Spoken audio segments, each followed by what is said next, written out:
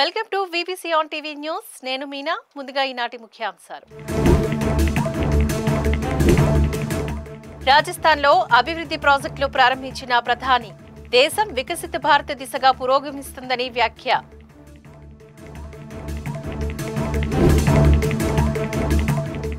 రుణాల చెల్లింపులో భద్రతకు డిజిటల్ విధానాలు. శ్రీనిధి యాప్ ప్రారంభించిన మంత్రి కొండపల్లి శ్రీనివాస్.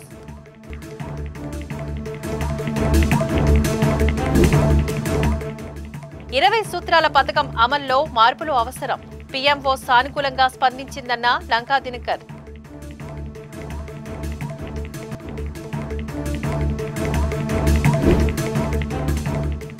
చిన్నారి మౌనికకు మంత్రి ఆర్థిక సాయం. దుబాయ్ ఏరోబిక్స్ కు వెళ్లేందుకు 50,000 అందజేత.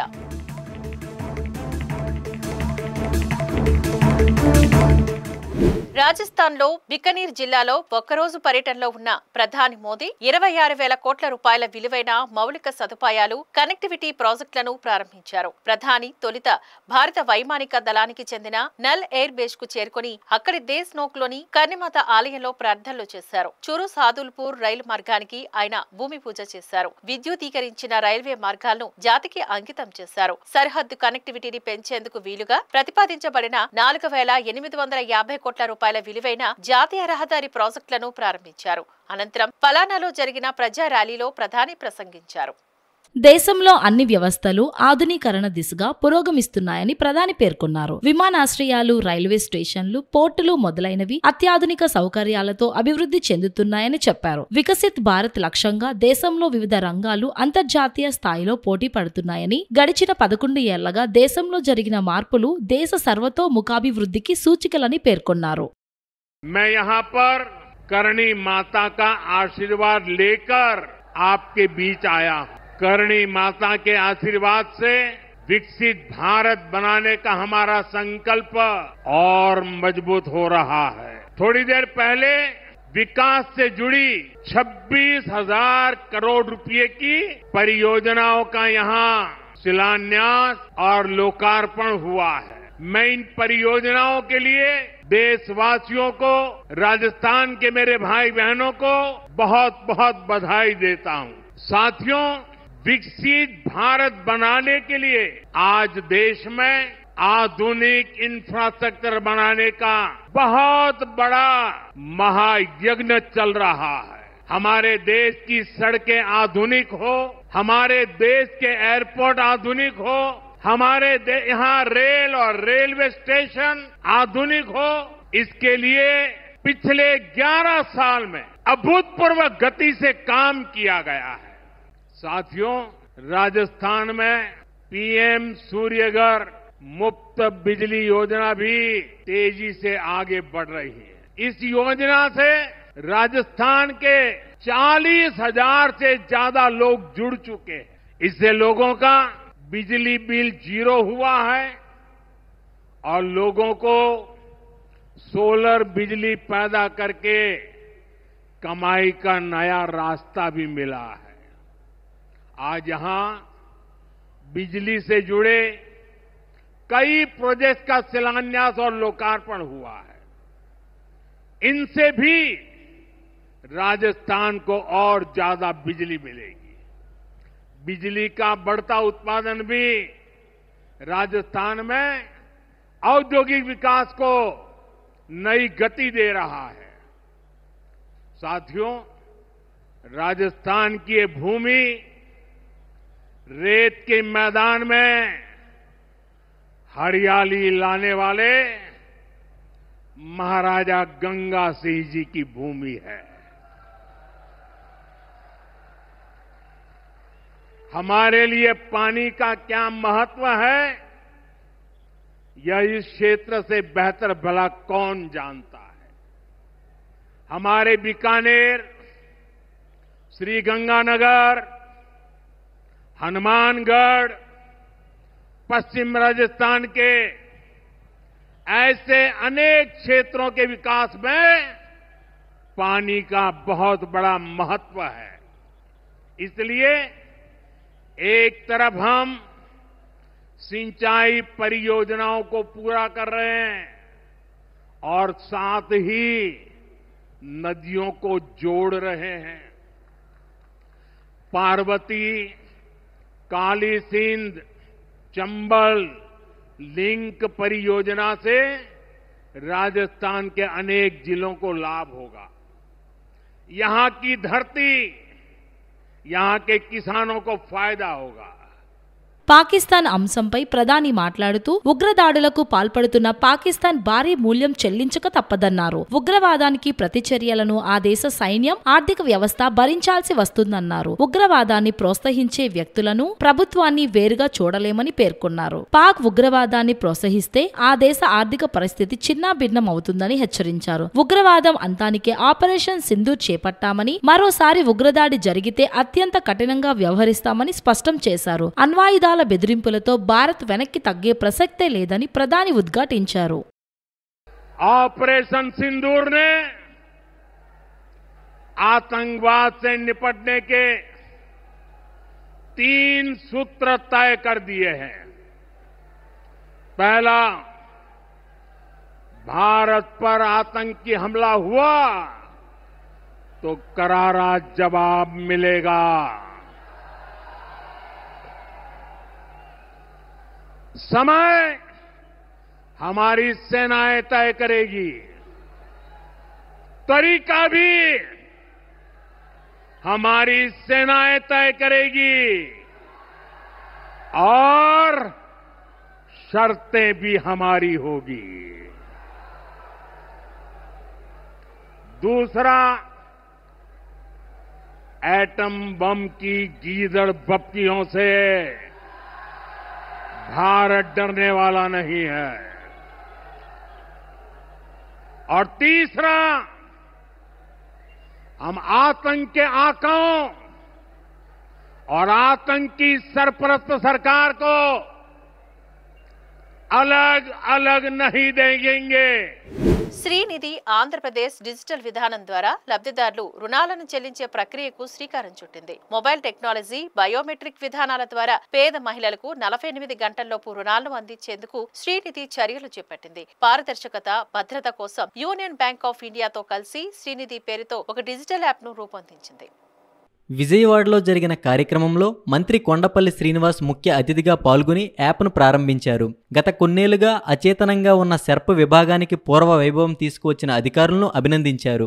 నిరక్షరాస్యత వల్ల గ్రామాల్లో మహిళలు తాము పొందిన రుణాలను తిరిగి చెల్లించడంలో మోసానికి గురయ్యే అవకాశం ఉందన్నారు. గ్రామీణ మహిళల ఆర్థిక పురోగతిని వేగవంతం చేయడం కోసం, అలాగే వారిని మైక్రో ఫైనాన్స్ బారిన పడకుండా కాపాడటం కోసం శ్రీనిధి యాప్ రూపొందించడం గొప్ప విషయమని పేర్కొన్నారు. స్వయం సహాయక బృందాల సభ్యులు స్వయంగా ఈ యాప్ను వాడేందుకు వారికి పూర్తి అవగాహన కల్పించాలని శ్రీనిధి అధికారులను మంత్రి ఆదేశించారు.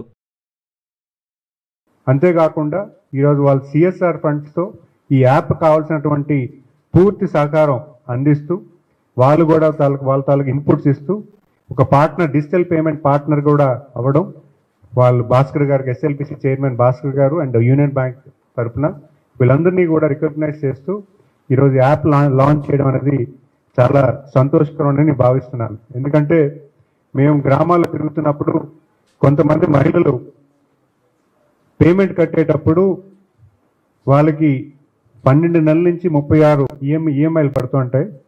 ఆ 12 నెలలు 36 ఈఎంఐలు వచ్చేటప్పుడు వాళ్ళు ఎంత పేమెంట్ కట్టారు, ఎంతవరకు వాళ్ళ లోన్ రీపేమెంట్ అయ్యింది, అసలు పర్ మంత్ ఈఎంఐ ఎంత కట్టాలి అనేది కూడా కొంత అవగాహన లోపం ఉంది. సో మేము గ్రౌండ్లో తెలుసుకున్నటువంటి ప్రాబ్లమ్ని డిజిటలైజ్డ్ ఈ సొల్యూషన్ ఇస్తే బాగుంటుందని ఈరోజు ఎండి గారితో చెప్పంగానే ఆయన వెంటనే దీనికి కార్యాచరణ చేసి ఈరోజు యాప్ లాంచ్ చేయడం జరుగుతుంది. మనందరికీ తెలుసు, శ్రీనిధి బ్యాంక్ ఎస్టాబ్లిష్ చేసేటప్పుడు మైక్రో ఫైనాన్సెస్కి పూర్తిగా ఎవరైతే పేదవారు ఉన్నారో మైక్రో ఫైనాన్స్కి వెళ్లకుండా వెంటనే వాళ్ళకి లోన్ ఇచ్చే డిపార్ట్మెంట్ ఏదైనా బ్యాంక్ ఉందంటే అది శ్రీనిధి అని చెప్పి ఎస్టాబ్లిష్ చేయడం జరిగింది. గడిచిన 14 నెలల్లో సుమారు 18,000 కోట్ల రూపాయలని ఈరోజు బ్యాంక్ లోన్స్ రూపంలో వీళ్ళు ఇవ్వడం జరిగింది. సుమారు 50 లక్షల ఎస్హెచ్జి ఉమెన్కి కూడా ఈ బ్యాంక్ లోన్స్ ఇవ్వడం జరిగింది. 20 సూత్రాల కార్యక్రమం అమల్లో నిర్మాణాత్మక మార్పులు తీసుకురావాల్సిన అవసరం ఉందని రాష్ట్ర 20 సూత్రాల కార్యక్రమం అమలు చైర్మన్ లంకా దినకర్ తెలిపారు. ప్రస్తుతం కేంద్ర రాష్ట్ర ప్రభుత్వాలు అనుసరిస్తున్న వినూత్న విధానాలు, పథకాలు, లక్ష్యాలకు అనుగుణంగా మార్పులు చేపట్టవలసి ఉందని పేర్కొన్నారు. ఈ విషయంపై తాను ప్రధాని కార్యాలయానికి లేఖ రాస్తే సానుకూల స్పందన లభించిందని చెప్పారు. 20 సూత్రాల కార్యక్రమం అమలులో 2006లో నాటి అవసరాలకు తగిన విధంగా మార్పులు చేయడం జరిగిందని లంకా దినకర్ తెలిపారు. గత 19 ఏళ్లుగా ఆ విధానంలోనే కేంద్రానికి రాష్ట్రం నుండి నివేదికలు పంపడం జరుగుతోందన్నారు. ఈ నేపథ్యంలో 2024 అక్టోబర్ నుండి రాష్ట్రంలో 20 సూత్రాల కార్యక్రమాల అమలును స్వర్ణాంధ్ర సాధన సూత్రాలుగాను, దేశంలో పీఎం వికసిత భారత సాధన సూత్రాలు లేదా పీఎం వికసిత భారత కార్యక్రమాల అమలుగాను మార్చాలని కోరుతూ పీఎం మోదీకి, సీఎం చంద్రబాబుకు లేఖలు రాయడం జరిగిందని లంకా దినకర్ తెలిపారు. విజయవాడలో 4వ తరగతి చదువుతున్న విద్యార్థిని వి మౌనిక ఈ నెల 29 నుంచి జూన్ 1 వరకు దుబాయ్, యునైటెడ్ అరబ్ ఎమిరేట్స్ లో జరగనున్న 3వ Asian aerobics and hip hop championship లో మన దేశం తరపున పాల్గొనుంది. అయితే ఈ అంతర్జాతీయ క్రీడా పోటీలో పాల్గొనడానికి అవసరమైనంత డబ్బు పాప తల్లిదండ్రుల వద్ద లేకపోవడంతో వారు నిస్సహాయ స్థితిలో ఉండిపోయారు. చిన్నారి మౌనిక విషయం క్రీడల శాఖ మంత్రి రాంప్రసాద్ రెడ్డి దృష్టికి వెళ్లడంతో మంత్రి వెంటనే స్పందించారు. తన సొంత నిధుల నుండి 50,000 రూపాయలను మౌనికకు అందజేస్తానని తెలిపారు. ఈ రోజు సచివాలయంలోని మంత్రి పేసీలో ఓఎస్డీలు కె విశ్వనాథం, ఏ కోటేశ్వరరావులు, మైనారిటీ హక్కుల పరిరక్షణ సమితి అధ్యక్షులు ఫరూక్ సిబ్లీ చేతుల మీదుగా మౌనికకు ఆర్థిక సహాయం అందజేశారు. ఈ సందర్భంగా మౌనిక తల్లిదండ్రులు మంత్రి రాంప్రసాద్ రెడ్డికి హృదయపూర్వకంగా కృతజ్ఞతలు తెలియజేశారు. మా పాప మౌనిక ఇంటర్నేషనల్గా ఏరోబిక్స్కి సెలెక్ట్ అయిందండి దుబాయ్ వెళ్ళడానికి.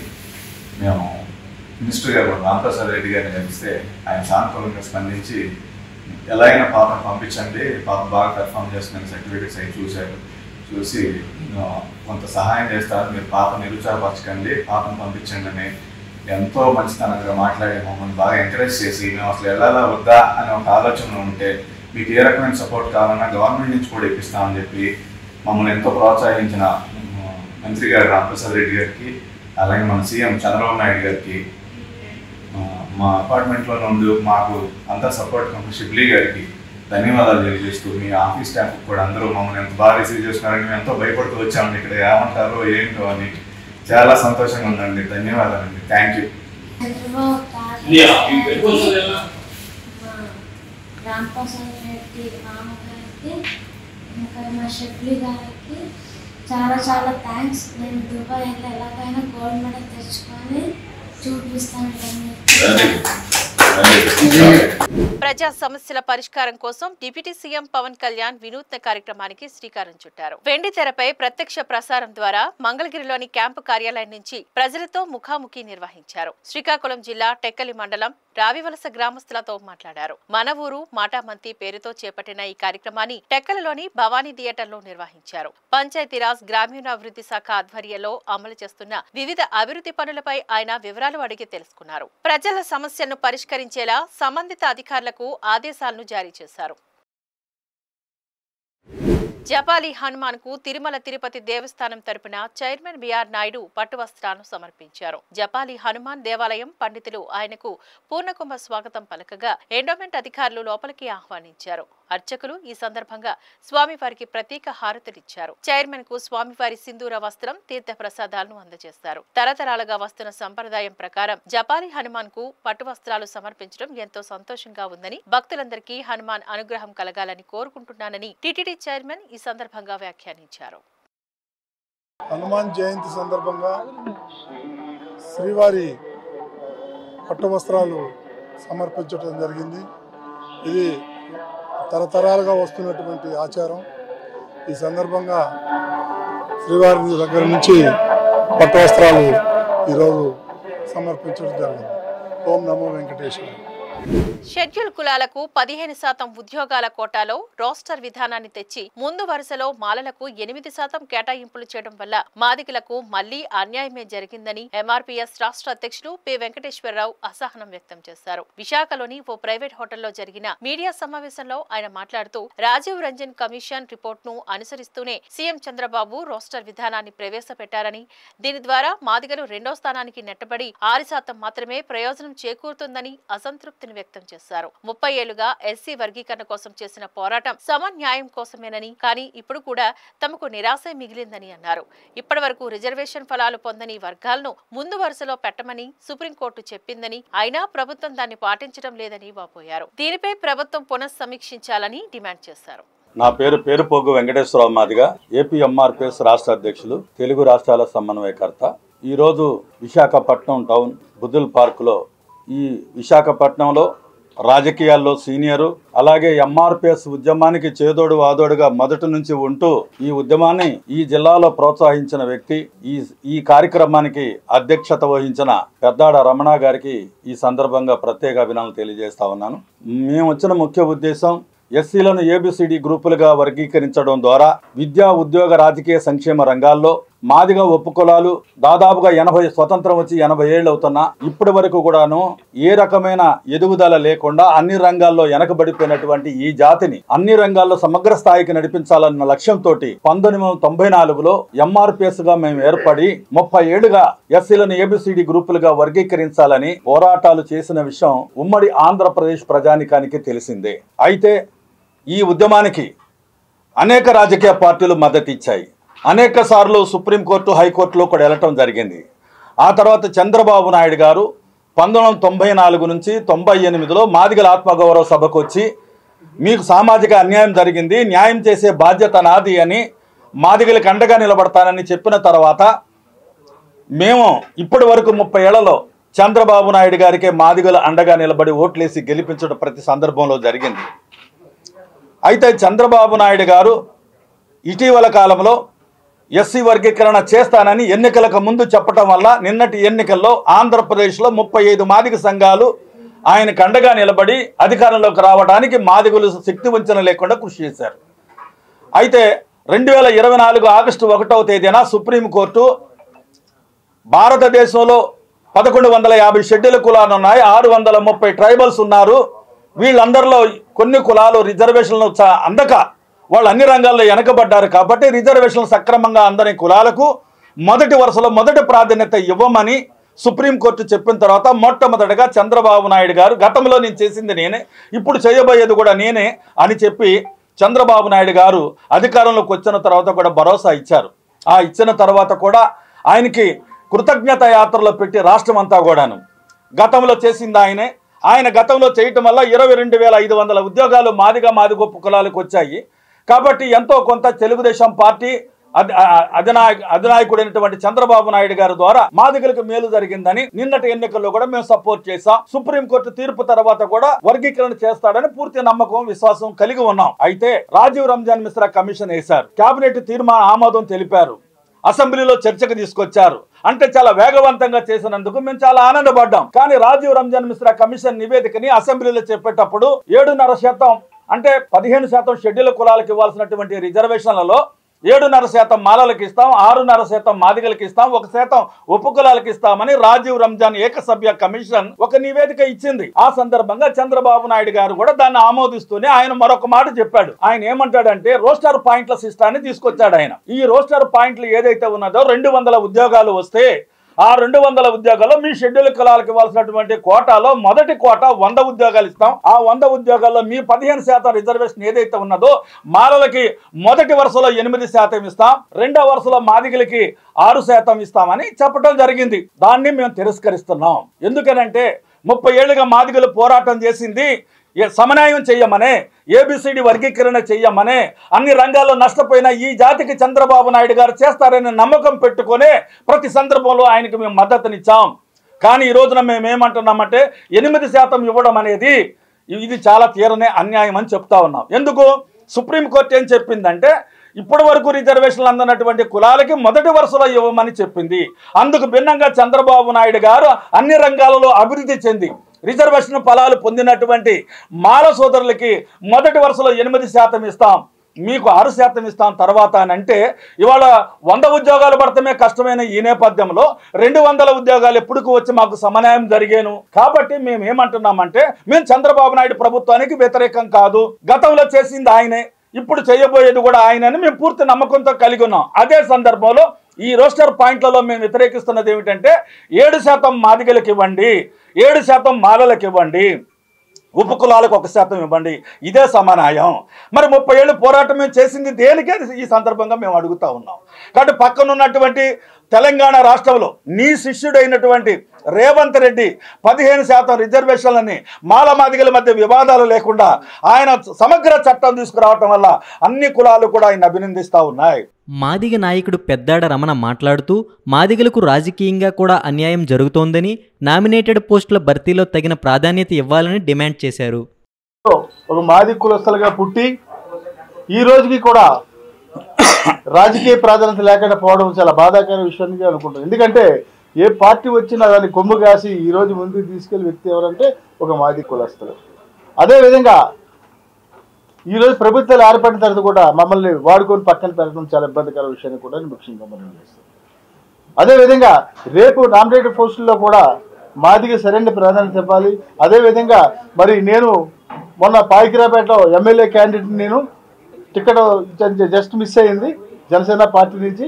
అందుగురించి ఏంటంటే మరి జనసేన పార్టీ కూడా ఈరోజు మాదిగలు గుర్తించి తప్పకుండా సరైన అవకాశం కల్పించాలని కూడా రాష్ట్ర వ్యాప్తంగా నేను ముఖ్యంగా మనవి చేస్తున్నాం. అది కాకినాడ జిల్లా టీడీపీ అధ్యక్షుడు జ్యోతుల నవీన్ ఆధ్వర్యంలో జిల్లా మినీ మహానాడు కార్యక్రమం నిర్వహించారు. ఈ కార్యక్రమంలో ఎంపీ సాన సతీష్, ఎమ్మెల్సీ పి రాజశేఖరం, శాసనసభ్యులు కొండబాబు, జ్యోతుల నెహ్రూ, నిమ్మకాయల చినరాజప్ప, ఇతర నాయకులు హాజరయ్యారు. ముందుగా పెహల్గాం ఘటనలో మరణించిన వారికి ఘన నివాళులర్పించి కార్యక్రమాన్ని ప్రారంభించారు. జిల్లా ఇన్ఛార్జ్ మంత్రి నారాయణ మాట్లాడుతూ రాజకీయ విప్లవం తీసుకొచ్చిన మహానేత ఎన్టీ రామారావు అని కొనియాడారు. కాకినాడను స్మార్ట్ సిటీగా అభివృద్ధి చేస్తామన్నారు. గత వైసీపీ ప్రభుత్వం టిడ్కో ఇళ్లను నిర్వీర్యం చేసిందని మంత్రి మండిపడ్డారు. అనంతరం ఎంపీ, ఎమ్మెల్యేలు మాట్లాడారు. ఆర్థిక వ్యవస్థని ఎలా నడపాలి, ఫైనాన్షియల్ ప్లానింగే లేదు, అన్ని అస్తవ్యస్తంగా చేసి మన ఎత్తివేసిపోయింది. ఈ రోజు మీరు కట్టే ట్యాక్స్ లో మెజారిటీ దేనికి పోతుందంటే ఆ 10 లక్షల కోట్ల ఇన్స్టాల్మెంట్ ఇంట్రెస్ట్ అయినప్పటికీ ముఖ్యమంత్రి గారికి ఉన్న అపారాలతో ఈరోజు 1 by 1 ముందుకు తీసుకొని వస్తూ ఉన్నారు. ఈ విషయాన్ని అందరూ కూడా ఒకసారి తెలియజేస్తూ ఏదైతే మేనిఫెస్టోలో పెట్టారో 3,000 పెన్షన్స్ ని 4,000 చేస్తామని రాష్ట్రం అప్పుడు పాలైనా ఈరోజు సంవత్సరానికి 32,000 కోట్లు ఖర్చు పెడుతూ పెన్షన్స్ ఇస్తున్నారు. భారతదేశంలో ఏ రాష్ట్రం కూడా ఇంత పెద్ద మొత్తంలో పెన్షన్స్ ఇవ్వడం ఒక్క ఆంధ్రప్రదేశే. అదేవిధంగా అన్నా క్యాంటీన్ స్టార్ట్ చేశాం. చక్కగా 5 రూపాయలకి చక్కటి బదులు పెడుతున్నాం. అదేవిధంగా మహిళలకి ఉచిత బస్సు సౌకర్యం ఆగస్టు నుంచి చేయబోతున్నారు. ఆల్రెడీ మన క్యాబినెట్ లో అనౌన్స్ చేశారు. ఈ విధంగా ఈరోజు ఏదైతే మేనిఫెస్టోలో పెట్టారో కొన్ని చేయడం జరిగినవి, మిగతా కూడా రాబోయే కొన్ని నెలల్లోనే చేయడానికి ముఖ్యమంత్రి గారు ఫైనాన్షియల్ ప్లానింగ్ అనేక విధాలుగా చేస్తున్నారు. అదేవిధంగా కాకినాడ తీసుకుంటే ఇక్కడ కాకినాడలో పోర్టు ఉంది. యువ నాయకుడు లోకేష్ ఒకటే చెప్పారు, ఈ రాష్ట్రంలో 20 లక్షల మందికి ఉద్యోగాలు రావాలి. అందుకే అనేక దేశ విదేశాలు తిరుగుతూ ఈరోజు ఎక్కడెక్కడ ఇండస్ట్రీస్ ఉంటే వాళ్ళందరినీ పెద్ద పెద్ద ఇండస్ట్రీస్ రాష్ట్రానికి తీసుకొస్తున్నారు. వాళ్ళతో డిస్కస్ చేస్తున్నారు, మాట్లాడుతున్నారు. ఇప్పటికే అనేక ఇండస్ట్రీస్ తీసుకొచ్చారు. అయితే ఒకటి, ఏ ఇండస్ట్రీ వచ్చినా వాళ్ళు ఇక్కడ స్టార్ట్ చేసి ఆ ప్రొడక్షన్ స్టార్ట్ చేయాలంటే కనీసం 2 సంవత్సరాల నుంచి 4 సంవత్సరాలు పడుతుంది. టెక్నికల్ నోవా ఫైనల్ చేసుకోవాలి, ఫైనాన్షియల్ లోన్స్ చేసుకోవాలి. అందువల్ల ప్రతి ఒక్కరికి నేను ఒకటే చెప్పేది, అది 2 సంవత్సరాలకి 4 సంవత్సరాలు పడుతుంది. అయితే 20 లక్షల ఉద్యోగాలు ఏదైతే ఇస్తామని ప్రామిస్ చేసామో ఆ విధంగా ఈరోజు అడుగు చేస్తూ యువ నాయకుడు లోకేష్ గారు ముందు తీసుకుపోతున్నారు. కాకినాడలో పోర్టు ఉంది. ముఖ్యమంత్రి గారు అయితే పోర్టు బేస్డ్ ఇండస్ట్రీస్ ఉన్నాయో వాటి కోసం అనేక విధాలుగా ప్రయత్నిస్తున్నారు. ఖచ్చితంగా దాని మీద ఫోకస్ చేస్తామని మీ అందరూ తెలియజేస్తూ, కాకినాడ 2014-19లో స్మార్ట్ సిటీగా చేశాం. ఆ ఫండ్స్ కూడా యాక్చువల్ గా ఇర్రెగ్యులర్ గా వాడి గత ప్రభుత్వం ఆపేసింది. దాని మీద కూడా ఫోకస్ చేస్తామని మీ అందరూ తెలియజేస్తూ, ప్రతి కాన్ఫరెన్స్ లో ఒక ఎంఎస్సీ కాల్ పెట్టాలని ముఖ్యమంత్రి గారు ఆదేశించారు. దానివల్ల అనేక మందికి ఉద్యోగాలు వస్తాయి. అదేవిధంగా ఈ కాకినాడ జిల్లా కల్టివేషన్ ముఖ్యమంత్రి గారు మన కేబినెట్ లో కూడా అక్కడ ఉన్న కల్టివేషన్ బేస్ చేసి ఉద్యోగాలు ఇండస్ట్రీస్ పెట్టాలి, దాన్ని ఇన్వైట్ చేయాలని ఈరోజు అనేక విధాలుగా ప్రయత్నిస్తున్నారు. మరొకటి P4 అనే ప్రోగ్రాం తీసుకొచ్చారు. ముఖ్యమంత్రి గారు కంబైన్డ్ స్టేట్ లో ముఖ్యమంత్రిగా ఉన్నప్పుడు విజన్ 20 తీసుకొచ్చారు. అది తీసుకురాబట్టి ఈరోజు హైదరాబాద్ వెలుగుతుంది. ఈరోజు హైదరాబాద్ డెవలప్ అయిందంటే ఆ రోజు ముఖ్యమంత్రిగా ఉన్న నారా చంద్రబాబు నాయుడు గారు వేసిన విజయమే. అదేవిధంగా ఇప్పుడు P4 అనే ప్రోగ్రాం తీసుకొచ్చారు, పబ్లిక్ ప్రైవేట్ పీపుల్ పార్ట్నర్షిప్ అని. దీంట్లో ఈ రాష్ట్రంలో ఉన్న టాప్ 10%, ఆర్థికంగా ఉన్న టాప్ 10%, పేదలు నిరుపేదలైనటువంటి బాటంలో ఉన్న 20% ని అడాప్ట్ చేసుకుని వాళ్ళకి యాక్చువల్గా మెయింటైన్ చేయటం, అంటే వాళ్ళకి గైడ్ చేయటం, ప్రభుత్వ పథకాలు ఏదైనా ఉంటే ఆ విచ్ఛేదిగా చేయటం ప్రజాప్రతినిధులు చేసి, లేదా వాళ్ళు ఏదైనా సహాయం చేయగలిగితే చేసే విధంగా ఒక మంచి కార్యక్రమాన్ని ఈరోజు ముఖ్యమంత్రి గారు తీసుకొచ్చారు. వైసీపీ ప్రభుత్వం అధికారంలోకి వచ్చిన తర్వాత తెలుగుదేశం పార్టీ నాయకులు కార్యకర్తలు లేకుండా ఉంటే ఎప్పుడు మనం అధికారంలో ఉండొచ్చని చెప్పి వైసీపీ పార్టీ ఏదైతే నిర్ణయాలు తీసుకుందో ఆ నిర్ణయాన్ని ఎదిరించి ఎన్ని కష్టాలైనా ఇబ్బందులైనా ఎంతమందిని హతమార్చినా ఇబ్బంది పెట్టినా జీవితాల మీద కొట్టినా వ్యాపారం మీద కొట్టినా ఎన్నింటికి భయపడకుండా ఈరోజు మాలాంటి వాళ్ళందరూ కూడా ఎమ్మెల్యే చేశారే తెలుగుదేశం పార్టీ నాయకులు కార్యకర్తలకి చేతులెత్తి నమస్కరిస్తున్నాను. సందర్భంగా తెలియజేస్తున్నాం. ఎన్ని ఇబ్బందులు వచ్చినప్పుడు కూడా, ఎన్ని కష్టాలు వచ్చినప్పుడు కూడా ఎదురొచ్చి నిలబడ్డారు మీరందరూ కూడా. ఈరోజు వేదిక మీదకి ఉండడానికి కారకులయ్యారు మీరందరూ కూడా. అలాంటి వారి కోసం రాజకీయ తీర్మానం కూడా నెహ్రూ గారు పెట్టారు.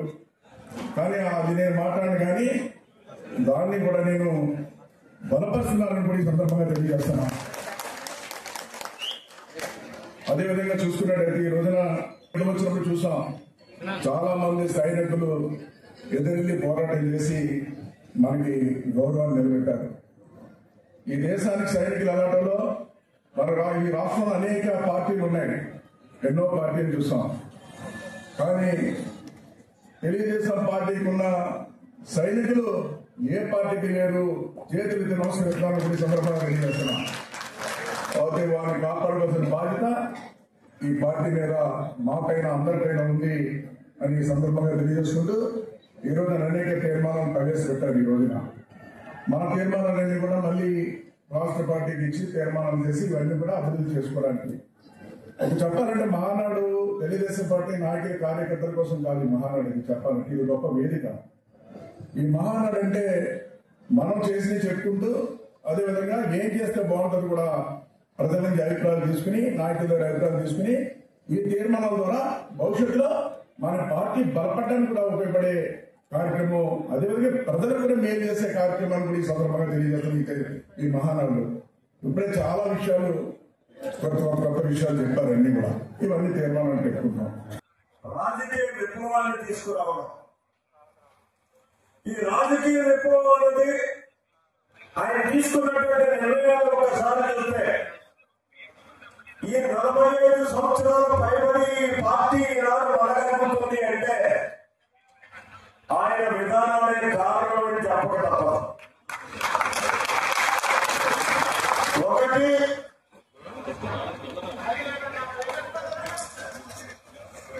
సమాజాన్ని అర్థం చేసుకోగలిగేటటువంటి విజ్ఞానవంతులైనటువంటి వ్యక్తులని, అట్టడుగు సమాజంలో అన్ని బాధలు కళ్ళారా చూసుకునేటువంటి వ్యక్తుల్ని ఆనాడు ఆయన ప్రజాప్రతినిధులుగా ఎన్నిక చేయడం, ఎన్నో అవకాశాలు మనలాంటి వాళ్ళందరికీ కలిగించడం, అక్కడితో మార్పు రాదు. 3 విధానాలు చాలా చిన్నవి. ఈ రోజు చూసుకుంటే ఆ రోజు ఆ 3 కూడా చాలా పెద్ద. కూడు, గుడ్డ, నీడ. ఆనాడున్నటువంటి సామాజిక పరిస్థితులకు అనుగుణంగా ఆయన 3టిని కూడా ప్రవేశపెట్టి రాజీ లేనటువంటి విధానంలో ఈ విజ్ఞానవంతమైనటువంటి ప్రజాప్రతినిధులతో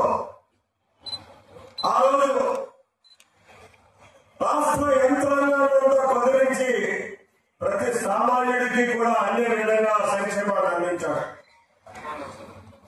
అక్కడకు రాగల ఆవు రాములు అని ఎండిపోతున్నటువంటి రాయలసీమ లాంటి ప్రాంతానికి తెలుగు గంగ అనేటటువంటి మహత్తరమైనటువంటి ఒక కార్యక్రమాన్ని ఆనాడు చాలా మంది విమర్శించారు. ఆంధ్ర రాష్ట్ర జనాన్ని మద్రాసు రాష్ట్రాన్ని తరలిస్తున్నాడు, ఈయన మద్రాసులో పెరిగాడు కాబట్టి వాళ్ళకి ఇచ్చేస్తున్నాడు అని చెప్పినటువంటి పరిస్థితి కాదు. అయిన ఆలోచన ఎండిపోతున్నటువంటి డాక్టర్ ఆడిపోతున్నటువంటి రాయలసీమ ప్రాంతాన్ని పరిరక్షించాలనేటటువంటి ఆలోచనతో ఆనాడు తెలుగు గంగని తీసుకురావడం జరిగింది. కేంద్రం వ్యతిరేకించిన నా సొంత డబ్బులు రాష్ట్ర ఖజానాతోటి నేను ఈ పథకాన్ని ప్రారంభిస్తాను, పని పూర్తి చేస్తాను అని చెప్పి నిర్ణయం తీసుకునేటువంటి పరిస్థితులు ఉన్నాయి.